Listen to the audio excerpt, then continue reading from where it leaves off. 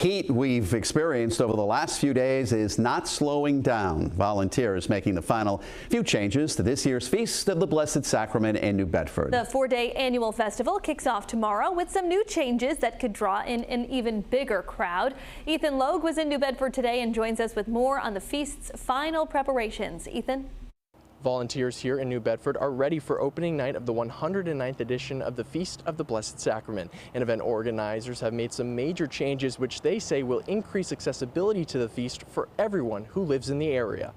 The hot temperatures not slowing down the over 1,000 volunteers at this year's Feast of the Blessed Sacrament. The attitude of most people is it doesn't matter almost how hot it gets because they have a job to do and they want to get the feast grounds prepared the best they can. The biggest change to this year's feast that celebrates Portuguese culture is the incorporation of the South Coast Rail. The rail began offering service to New Bedford back in March and will now give out-of-town visitors the chance to come to the festival without worrying about finding a place to stay. Keolis Mass Adventures is even partnering up with the feast by offering a package deal that will bring you to the Church Street station, provide you with a free shuttle to the festival grounds, and give you a $20 food voucher, all for $40 round trip. The hotels are all full feast weekend all across the greater New Bedford, and so really for folks coming from the north, this is another way to get here without too much problem. I know the trains are running late at night, so that'll help people get in and out. The feast will also now accept debit and credit cards as a form of payment, a feature that wasn't offered in years past. It's just so much more convenient.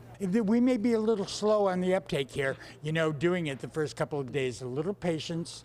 And we'll work it out because we're all volunteers. As always, admission into the feast is free. Doors will open at 6 p.m. on Thursday and Friday. Then on Saturday and Sunday, they will open at noon, with the fun lasting until 11:30 p.m. every night.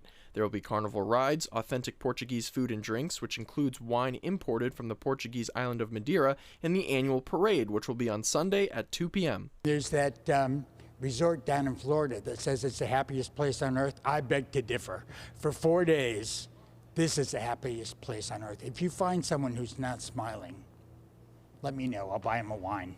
Like every year, all the money made from the feast will be put towards scholarships for kids all across the country. Reporting in New Bedford, Ethan Logue, 12 News.